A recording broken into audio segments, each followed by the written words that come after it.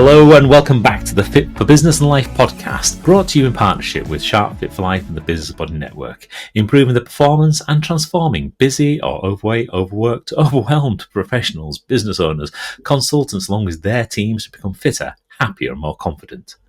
The Fit for Business and Life podcast is all about sharing passion, knowledge and expertise around business and personal performance from myself, Martin Sharp, a 30 years change makers in business large and small, and also bringing some special guests sharing their know-how and experience in making changes in business and in themselves, featuring inspirational stories, insights, tips and practical knowledge, bringing a more healthier, happier and high achievement to your world.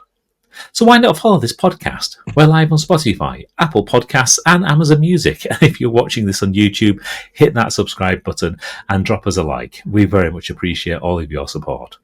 So without further ado, sit back and enjoy this episode of the Fit for Business and Life podcast, brought to you in partnership with Sharp Fit for Life and the Business Body Network.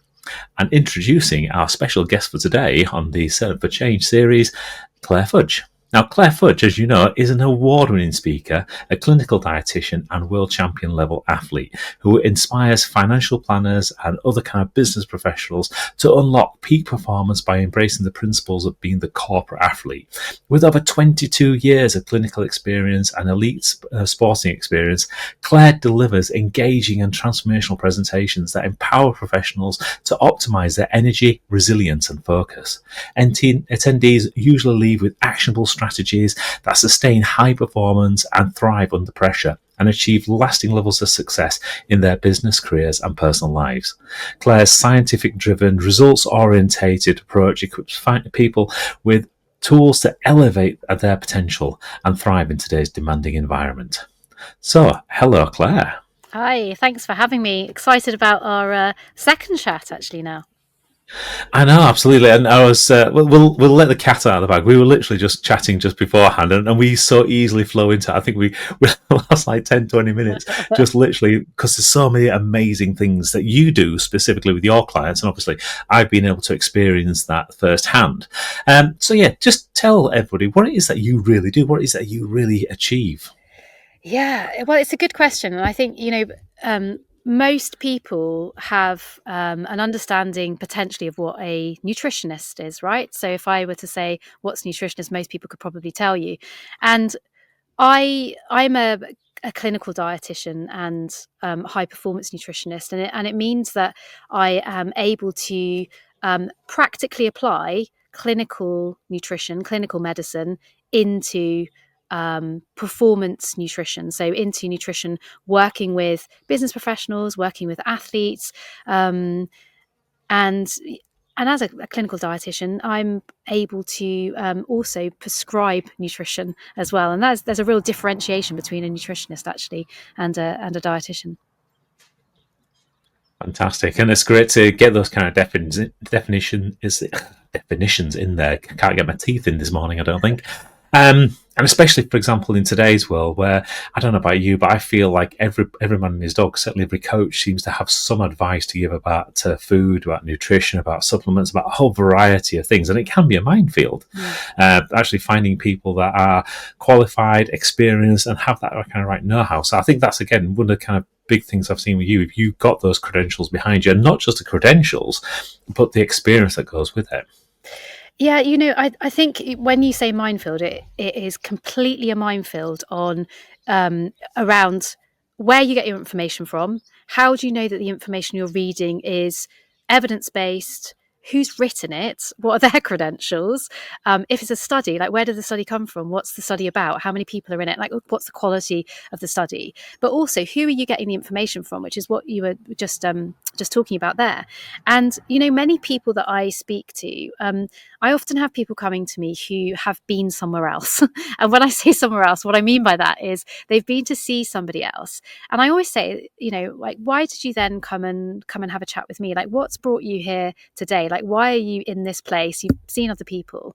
Who is it that you've seen? I don't want to know a name. I actually want to know were they a nutritionist, were they a personal trainer, were they a medical doctor, were they a doctor of something, and I'll come back to why I say that. Who were they? Were they a dietitian? And often, Martin, is people don't know who they've seen, which I find really astonishing. Like, how do you work with somebody for a period of time and not know what their qualifications are? So sometimes I am literally seeing people who don't know where they've got their advice from, and yet they're following it. And my question to them is always, would you take a drug from somebody, so a supposedly kind of prescribed drug from somebody, if you didn't know who they were, like off the street? Okay, maybe people would, but like, would you take a drug from somebody? Like, would you take that into your body? And the answer is usually no. So people I encourage people to ask questions about who they're getting information from and what are their qualifications. And it's so important. It's so important because if you're following advice from somebody that doesn't have experience, doesn't have the credentials behind them, essentially you're getting generic advice, but also it can be actually quite risky as well. It can get you into a place where actually your health becomes worse because of that advice as well.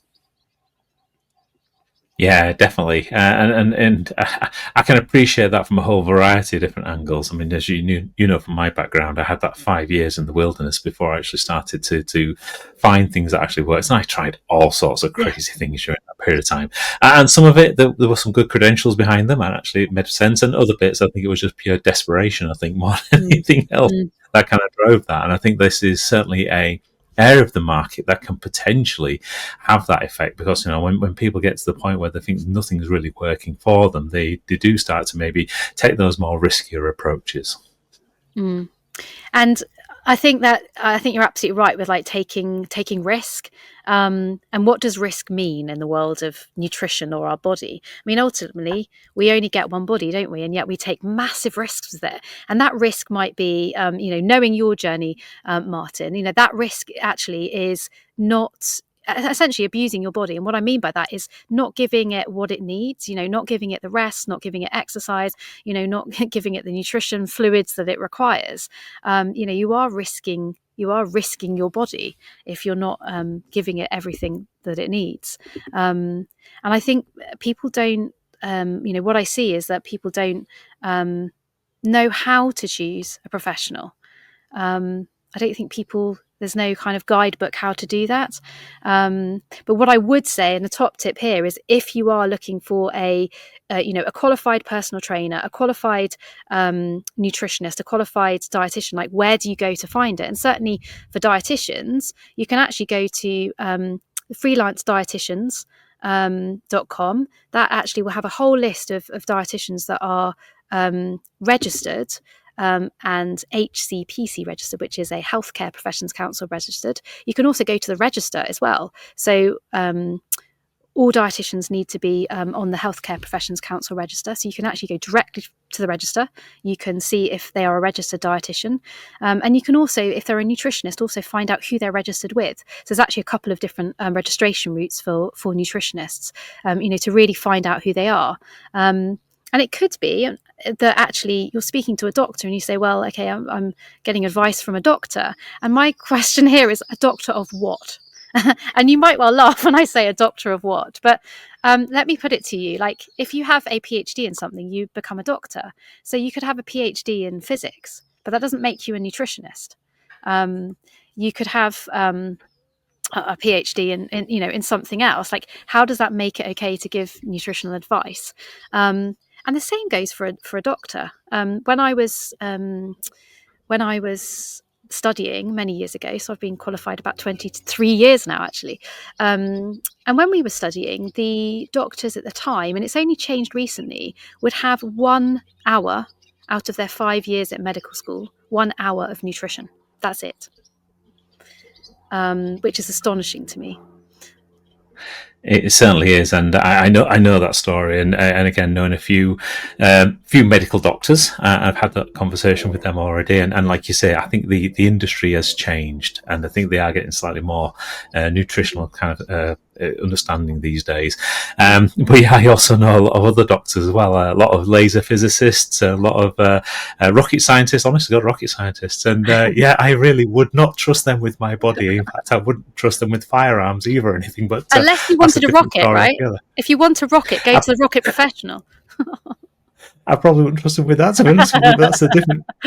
That's just the guys they are. Really good fun, though. Really, really good fun. Don't trust them around a bonfire either. That's never a good, Yeah. good mix.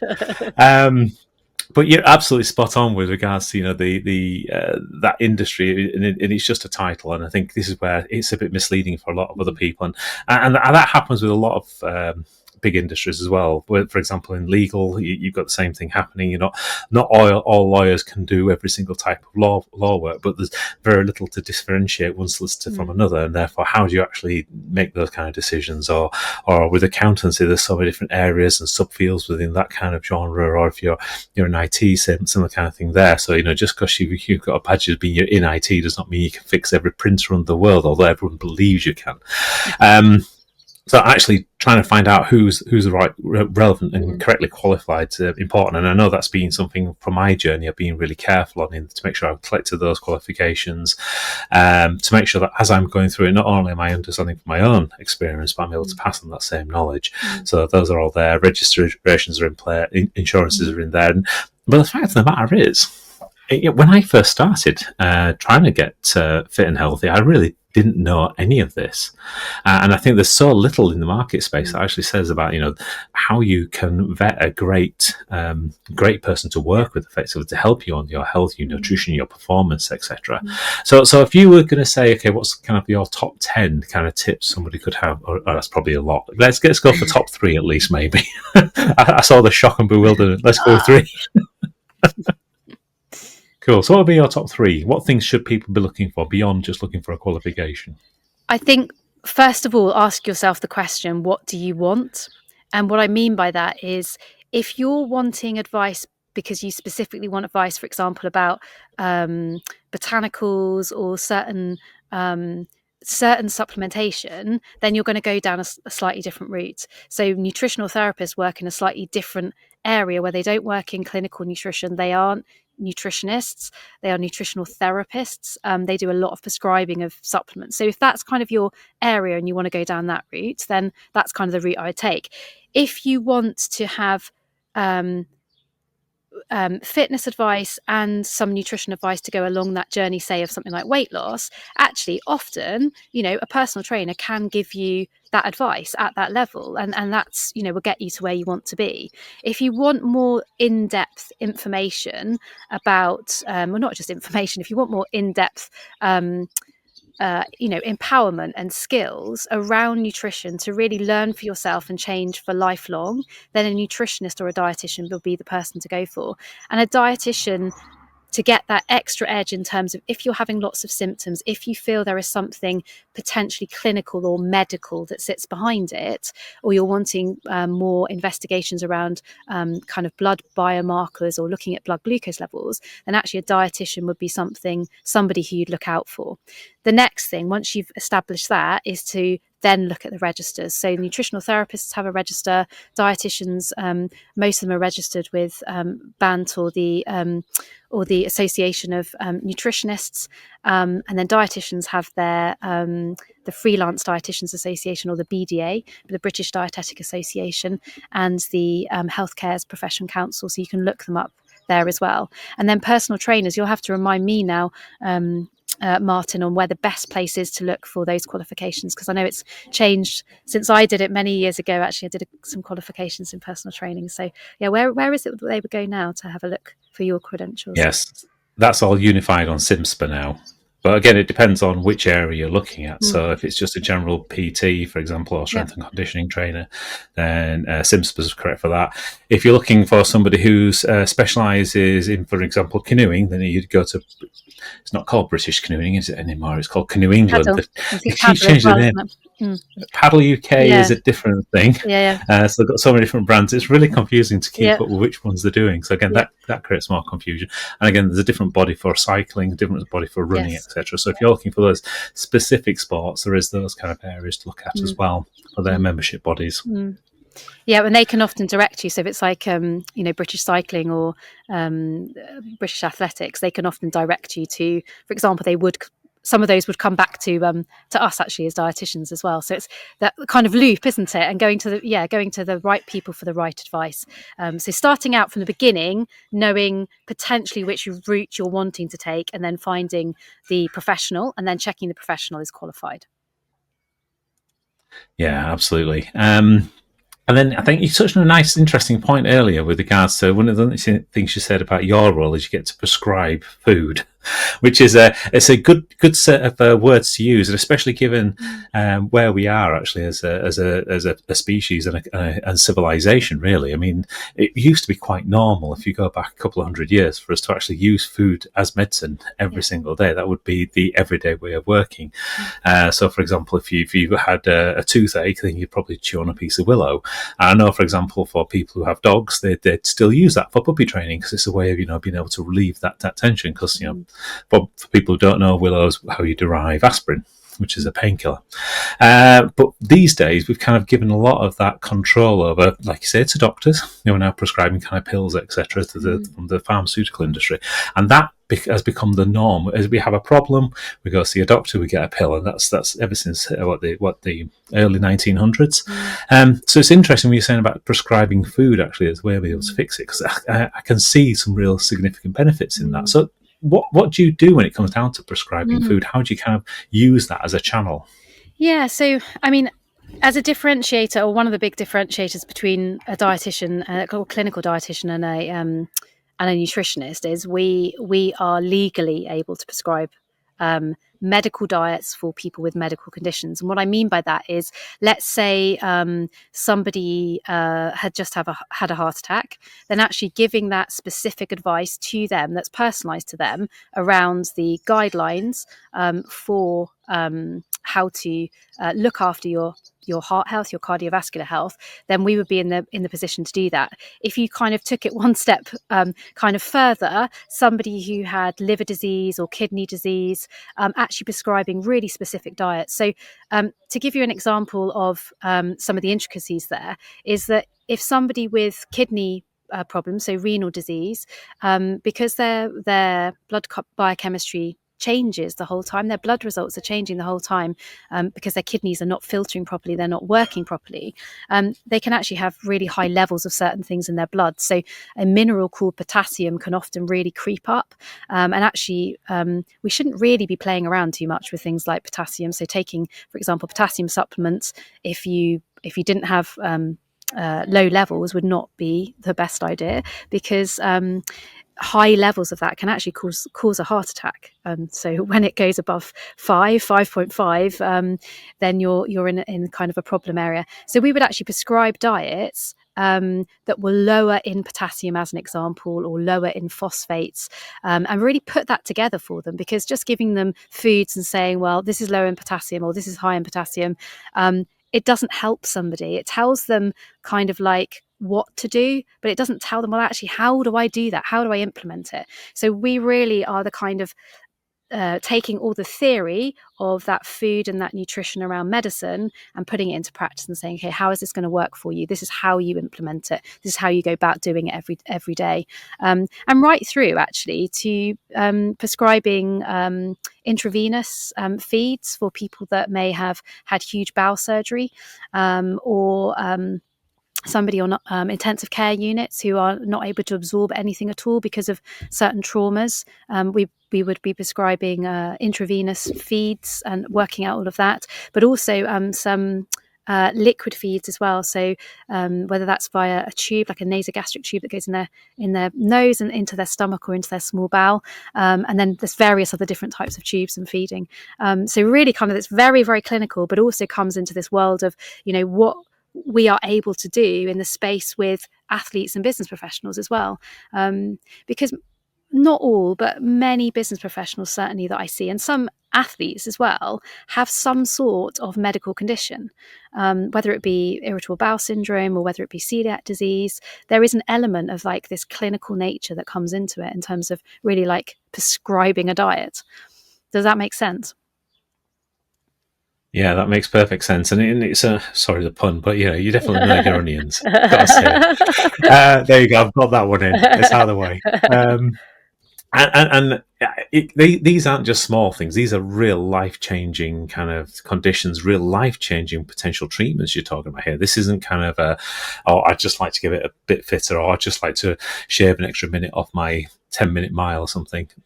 No, however many minutes. Yeah. 10-minute mile, that's like a walk. But you definitely would want to shave off a minute if it was a 10-minute mile, wouldn't you? So that is still correct, right? So yeah, I get that one.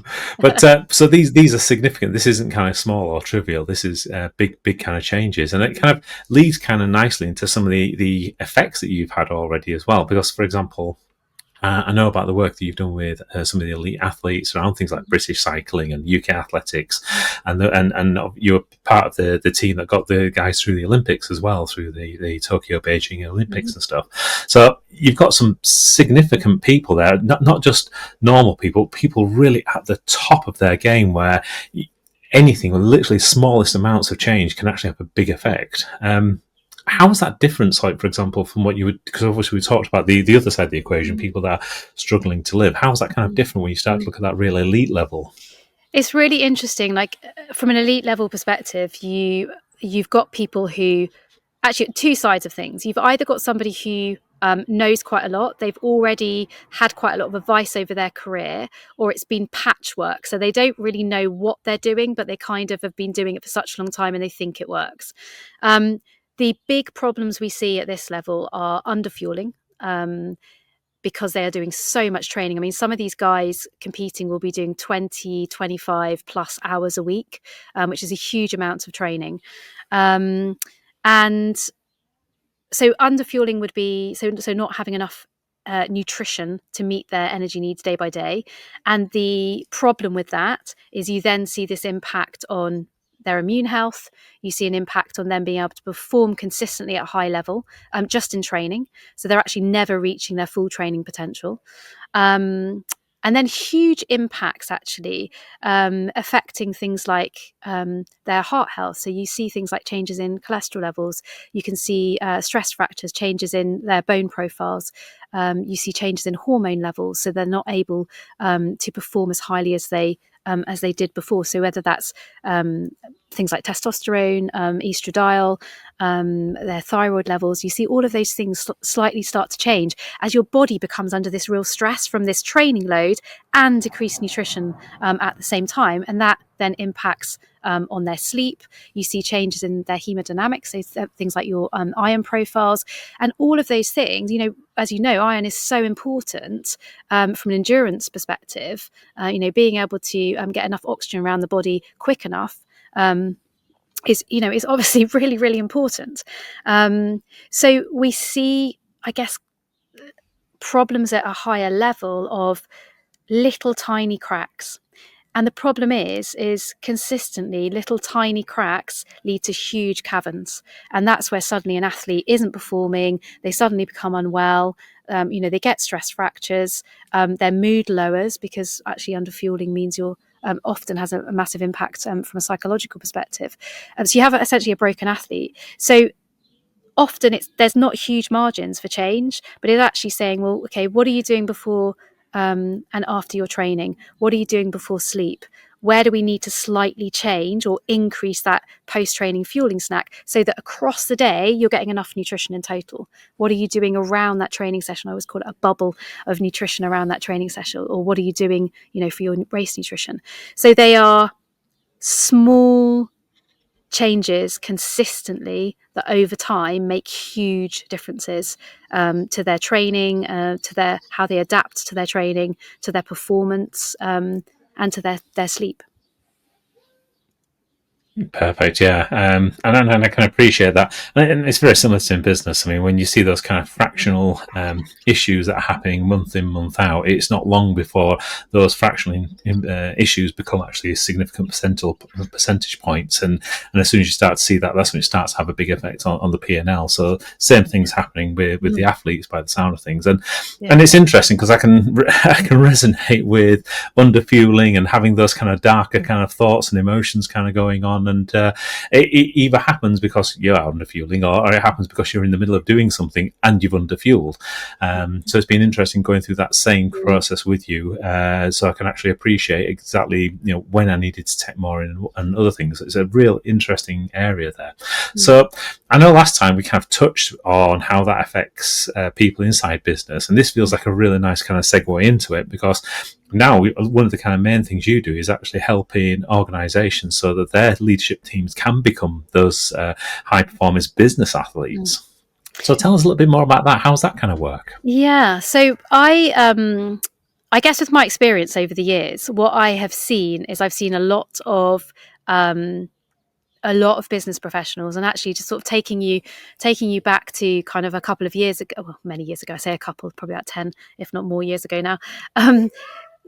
I'd worked as a consultant on a consultancy basis in the NHS as a dietitian, and I travelled around, lived in some amazing places, seen some amazing people, and what was happening on a very frequent basis is I had clinics in hospital. I was seeing business owners that had just had heart attacks in high dependency units, youngish people who were business professionals that have not looked after themselves. And suddenly, these would be people that would have all of this wealth that they built up through their business, families, often young families, and yet now they're in a hospital bed. And I could never truly give them all the time that they needed, because in hospitals we might have 15, 20 minutes, max to see somebody. And I just wasn't able to give them all of that attention that they needed to fully be able to explore what was going on, what the real problem was, and a solution, a strategy for that. And I guess where things really changed is it was living up in Yorkshire. For anyone that knows the Yorkshire Dales, I know, Martin, up around there really well. But it was this beautiful, really crisp spring day. And in Yorkshire, a spring day is still cold. And I was up in the Yorkshire Dales, and I was running along this very windy road. And you've got the stone walls either side of me, and the steam. The dew was like rising from the grass, and I could see it. It was beautiful, and the sun was shining. And before I knew it, I literally was on the ground, and I couldn't hear anything. I couldn't see anything. And I had ringing in my ears, and I quickly tried to stand up. But before I stood up, I looked over the other side of the road, and I could see my trainer. And I literally thought, what has happened? Like, what has hit me, literally? And there was this smell of diesel in the air.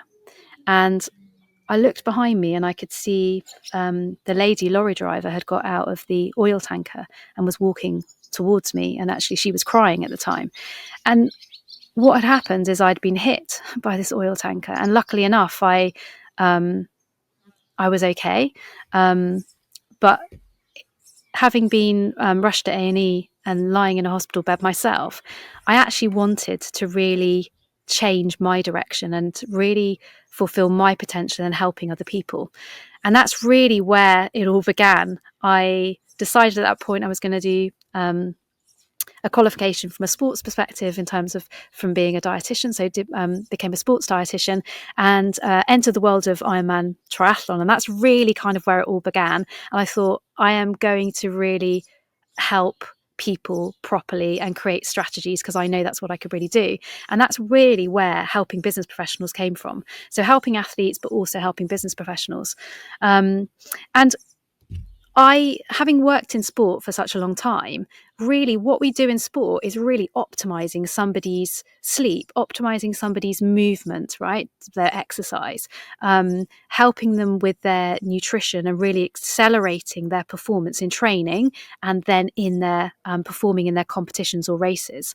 And taking a business professional who's really working really, really hard in their business. Outside of the business, they often don't have any time for anything else because they're absolutely knackered.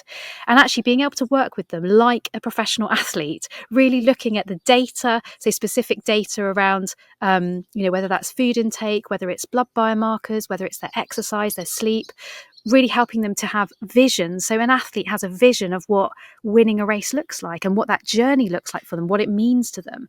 And then really helping to educate them, building on knowledge that they already have, but really helping them to be able to understand, the what and the why, but also how. How do I implement that? How do I do that? And be able to then come back and see what's working for them, because that's exactly what a professional athlete would be doing. And then having a strategy to help them prevent them going off track, which again is what a professional athlete would do. They watch videos over and over again of the things that they did really well, their competitors, and the things that they didn't do so well, so that they can really go away and work on them, and they can see when they're veering off path, whether it's in their starting position, maybe that was wrong right from the outset, so that's what they've got to change. And they know that when they're really nervous, that's what happens. So helping a business professional to really recognize and understand when they're going off track and be able to put a strategy in place. So that's really where helping a business professional really to become this corporate athlete. Love it. Fantastic. And yeah, I mean, how to turn what could have been a fairly disastrous encounter with it oil tanker, oh my god, into something that actually has been life changing for so many other people as well. I mean, that's just a really great way of just taking one piece of learning and then applying it. And the thing is, for most of these people, that probably recognise, I would guess, would recognise straight away the benefits of what you're doing, just simply because they're doing it themselves inside their business. It's the same thing.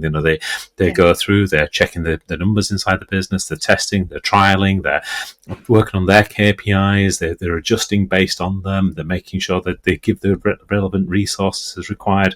And they already know, for example, that, when they starve the business of those resources, whether that's knowledge, whether it's time, whether it's funding, there's going to be a knock-on effect.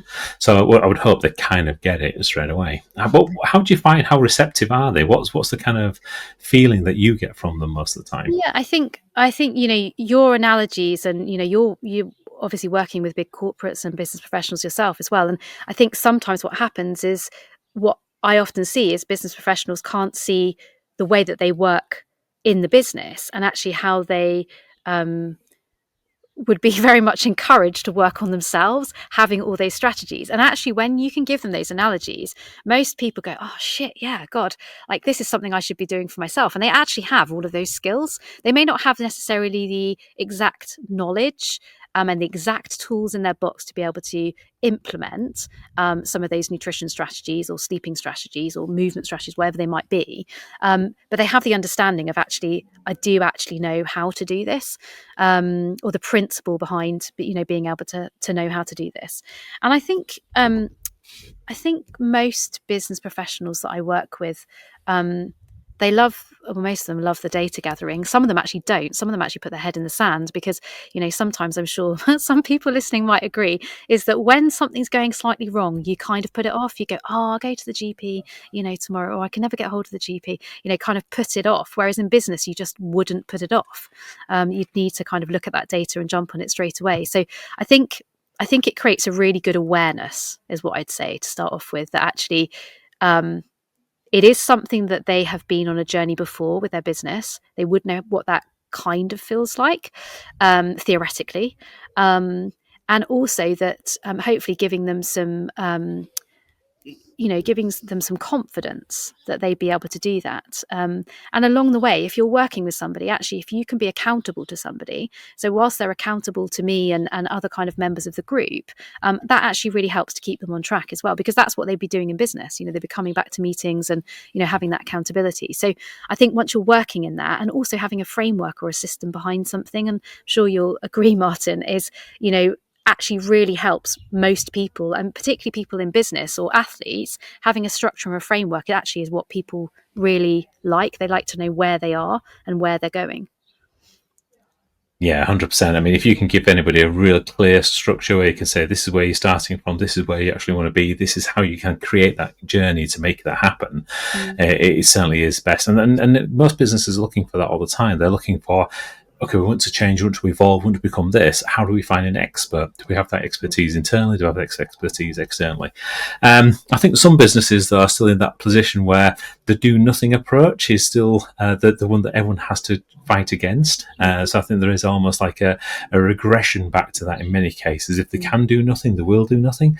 So it's kind of an uphill battle. So sometimes try and get some of these changes organised through an organisation, and also then being able to challenge them to continually improve, because that's the other side of it. It's great being able to get to a standard, but I guess it's the same with many of the business professionals. How do you get them from saying, okay, well, we've hit your base, this is where you said you want to be, but actually this is only the start of your journey. If you stay here, you're just going to regress back. How do you kind of get them to continue to actually look at themselves and improve themselves even further? What's kind of your kind of strategies around that?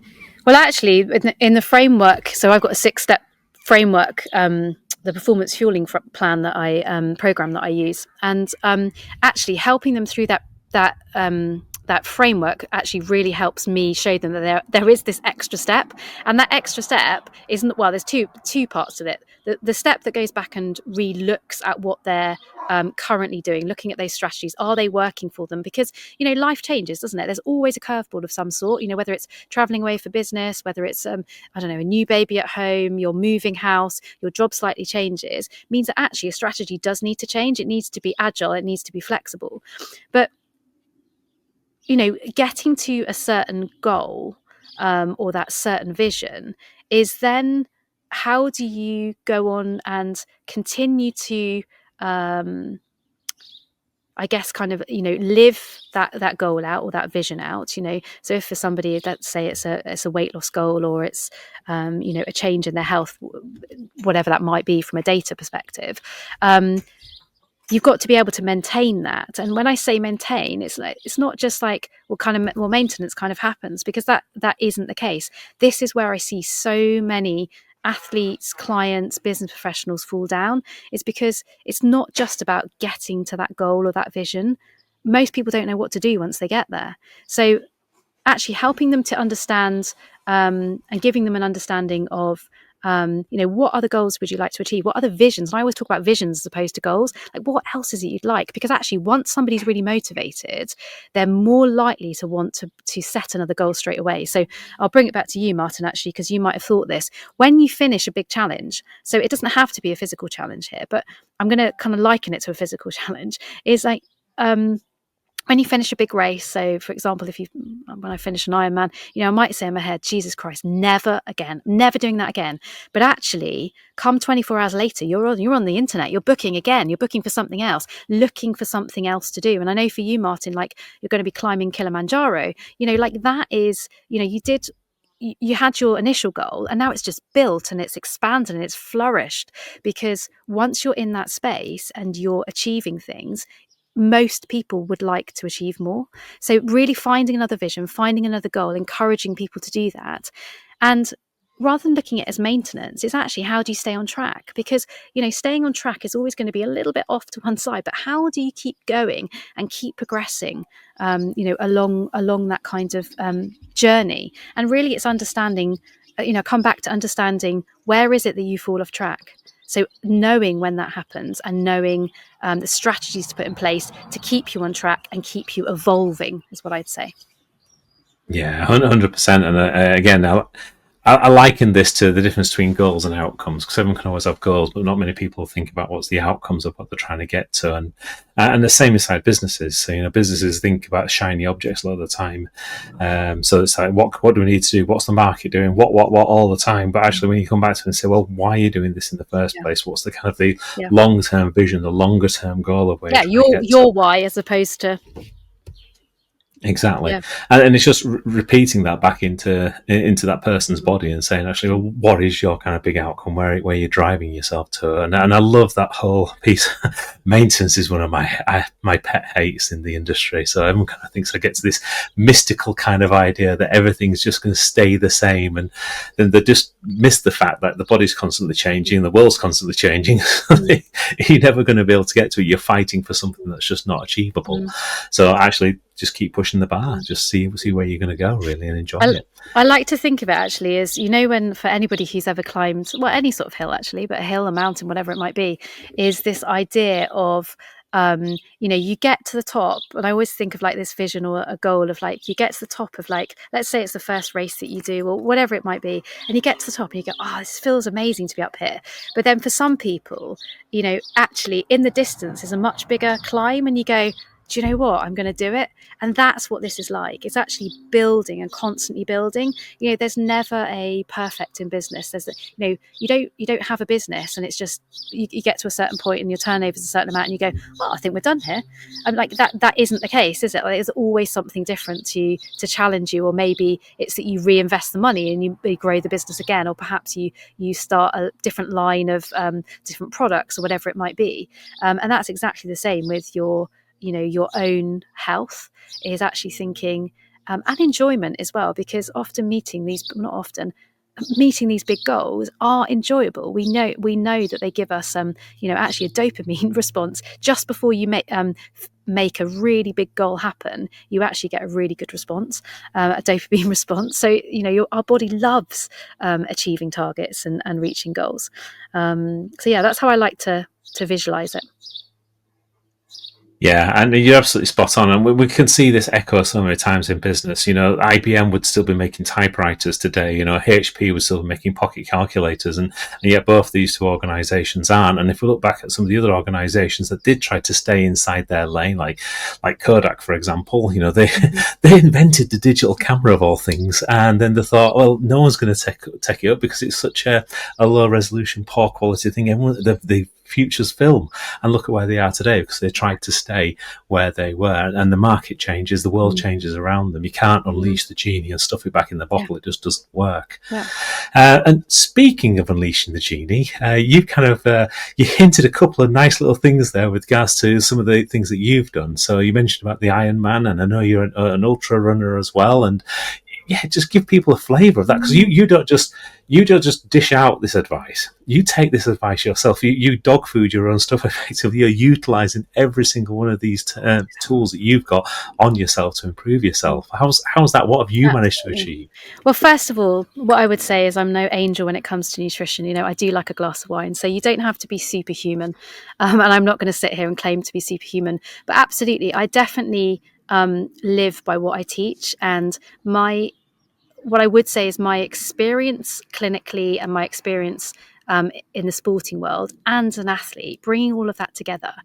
I really know how it feels. I know how it feels to train that hard, own my own business, be high performing in my sport. That is really tough. So I know how it feels to sit in these shoes and go, well, how do I put all of this into my diet? Like, practically, how does this work? Like, yes, I've got a strategy, I've got a plan, but how on earth, do I put that into place?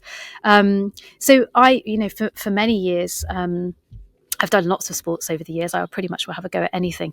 But as I mentioned about my Ironman journey, really started after being hit by the oil tanker, because I was doing triathlon actually at that time, or a little bit, and mostly running.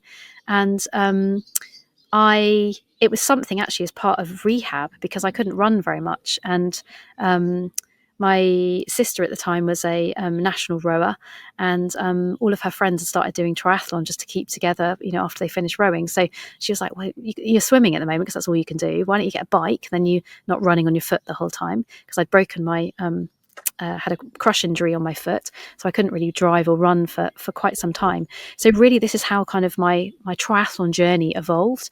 And quite quickly, when I got into Ironman, I realised that I am competitive, and I already knew that. But I realised that I was pretty good, and if I actually kind of really refined it even more, and this is where the tweak and test bit actually comes from in my framework, is because constantly, with the knowledge I had, I was going out and testing something. So theory and knowledge, testing it on myself. Did it work? Did it not work? What do I need to do better? And I constantly was doing it over and over again, whether it was in training. So some of my really long training rides, I test out nutrition strategies, and then actually question and go, well, did it not work because I was tired? Did it not work because of of I don't know, where I was in my menstrual cycle? Did it not work because of the weather, like environmental conditions? What was it that was not working, or was it, you know, nutrition or hydration? So over the years of me competing at Ironman, I continually refined my training. I changed different coaches that really kind of I got on with, because I think, you know, to really work with somebody on a coaching basis, you need to get each other. And what I mean by that is you need to be able to work as a team, because otherwise it's not going to work, no matter how good you are as a clinician or a practitioner. And no matter how much somebody wants that advice, unless you can work together, it's never going to work. So I really, that was really strong, actually having a really good teamwork. And over the years, I managed to have lots of podium places. So, you know, winning anything from first to third, and yeah, accumulating in lots of different, like I say, medals, podium places, and racing at World Championship races. So in Ironman, and to date, my best, I guess, my best outcome from that has been I was second in the UK for Ironman rankings, and 10th in the world. So I was pretty pleased with that, but I obviously like to improve on that. And ultra running came as a bit of a byproduct, actually. So with the podcast that I host, The Business of Endurance, me and my friend, I'm co-host for that. Me and my friend run that podcast, and we did an ultra marathon off the back of somebody we've met on the podcast, which was amazing. And so I just kind of fell into it, and I love it. So that's definitely an area I'd like to go and explore more. But I think there are so many races now that you could go and do. I mean, so many races that push the real limits of what's humanly possible, and what's humanly possible for you. Because I think most of us don't ever realize and actually realize the results of what's possible for you as a human being. I love it. And I've been tracking Charlie's recent one, actually, his Lantern to John O'Groats one, which has been quite good to watch and Yes. listen to. So no, he's doing a grand job there as well. Yeah. So out of all those races, which one's been your favourite? Which one's the one that you think, actually, I really enjoy? It doesn't matter about the position. Don't worry. I know you're highly competitive, Yeah. but I would say, honestly, I would say although actually everything's changed back again, but for anyone that follows Ironman or races Ironman, things had changed quite significantly. So they'd where Ironman was born essentially was in Hawaii. It wasn't particularly on the islands that it is now on Kona, but all my years of training, in my age group, I would only have usually one spot to get to Kona, Hawaii, one qualification spot. So even if you were second on the podium, that person was definitely going to take that slot, you know. So it was really difficult over the course of kind of all of my competing. So I was so close the whole time. And then eventually I actually got two spots in 1 year. Obviously could only take one. And the same year I also qualified for the 70.3, so the half Ironman distance world championships as well. So I had this kind of explosion of getting, you know, just everything falling into place and getting it right. So I lived out my long-term dream of racing at the world championships in Kona. And I mean, it was just an amazing experience, because I had been racing and training and visualizing that for so long, being in Kona, to be able to go and live it and race it was just absolutely amazing. It was very hot, really hard work, but it was just amazing. And I think I'm not a particularly emotional person. I think it's the first time I had crossed the finish line and cried, because I was like, my God, this has been so many years of hard work, and I've done it, and I've been here. So the experience and the feeling from being on that island is just amazing. fantastic. So, as a final one, a final tip from you. I mean, we both know Gabe, he's been helping me a lot with the running of the last probably year and a quarter now, and he's an ultramarathon runner. He's going to try and get his 100 marathons this year. That's what he's aiming for his centenary. But his kind of favourite food when it comes down to ultras is rice pudding. That's his kind of favourite. What's your kind of go-to food? What's your kind of favourite when it comes down to that mid-run snack? Yeah. So on my ultra run, funnily enough, I found a love for like they're known as drop scones, or like pancakes, like the little Scotch pancakes. Honestly, a game changer. They're a game changer when I was running, because what I could do is when I would meet my crew is I'd take, fill up my bottles with whether it's electrolytes or water, or take on my extra gels, and then I'd have like these little Scotch pancakes. They're brilliant for running with, and you can eat them and swallow them whilst you're running. Just amazing. Nothing else on them, just a plain Scotch pancake. On an ultra, that is definitely a go-to. You asked me for one, but I've got three. The other one is something salted. Like, never before has like salted crisps taste so good on an ultra. Just a bit of salt in your mouth, just amazing. Also, this is a top tip actually for long endurance events, or if you're doing a half marathon. I wouldn't suggest a really hard mint at this point, because you might swallow it, especially if you're running, but a soft, very strong mint, because just like cleansing your mouth, a different taste, rather than kind of, the gels, the electrolytes that are in your mouth. If you've been eating crisps or peanuts or whatever it might be, the feeling of having something really minty in your mouth is amazing. Oh, very cool. I remember reading, it was in the Anita Bean book, I think it was, where she was saying about doing the rinse your mouth out with water and sugar for a similar kind of thing. It just gives a completely different feeling and texture, and it gives your brain that kind of hit of sugar as well. It gives a whole different level to a palate cleanser, doesn't it? It's not quite the same palate cleanser you get in a Michelin stars restaurant, but no, but it's less messy than walking around with a lemon sorbet or something. Exactly. Definitely. Fabulous. Well, thank you as always, Claire. It's been an absolute pleasure speaking to you. And how would people be able to get in touch with you? Because your business is the fourth discipline. We've not mentioned it at all yet, so it's definitely worthwhile mentioning now. So if people want to get in touch with you, know a little bit more. So, fourth discipline. So, fourthdiscipline.com. You can make contact with me via the website. Also, just check in with me on LinkedIn. I'm quite active on LinkedIn, so I'd love to hear from anybody. And also on Instagram, we are the Fourth Discipline. So they're the main places to get hold of us and check out what we're up to. Fantastic, and definitely worthwhile doing so. So if you're interested in anything we spoke about today, definitely get in touch with Claire. I think she'd love that. And as always, a big thank you to you all for joining us, taking the time out to actually listen to this episode of the Fit for Business and Life podcast. The Fit for Business and Life podcast is brought to you in partnership with Sharp Fit for Life and the Business Body Network. It's the Sharp Fit for Life and the Business Body Network is all about helping busy professionals and their teams become happier, healthier, and more higher achieving in business and in life. If you'd like to get to know us a bit more, or just want to join us on the show, or maybe something in this episode, one of the topics has touched you and just want to know a little bit more about it, then you're always welcome to get in touch with us as well. Email us at hello@sharpfitforlife.com. We're also available on all the socials on Sharp Fit for Life as well. Once again, thank you for listening to the Fit for Business Life podcast. The Fit for Business Life podcast is produced and presented by Wax Tie Limited. All copyright is applied. Have an absolute wonderful week ahead.